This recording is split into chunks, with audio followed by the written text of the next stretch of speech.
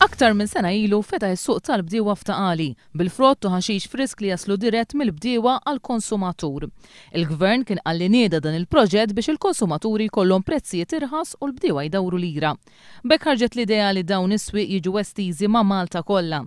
Paul Fenek Gonzi mill-Ministeru tal-Affarijiet Rurali kien ikkonferma ma' ġurnal lokali li l-ewwel suq kellu jiftaħ f'Raħal Ġdid. Is-suq tal-bdiewa f'Raħal Ġdid kellu jiftaħ hawnhekk quddiem iċ-ċimiterju tal-Addolorata fit-8 ta' Jannar li għadda.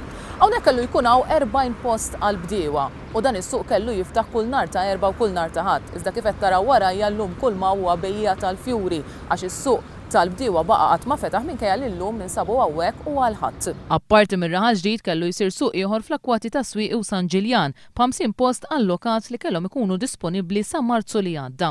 Iżda bħalma ġara f'Raħal Ġdid hawnhekk ukoll il-pjani għadhom fl-arja. Il-bdiewa Maltin kellhom igawdu minn 130 post fis-swieq tal-frott u l-ħaxix madwar Malta, imma sal-lum għadhom biss l-40 post li hemm f'Taqali.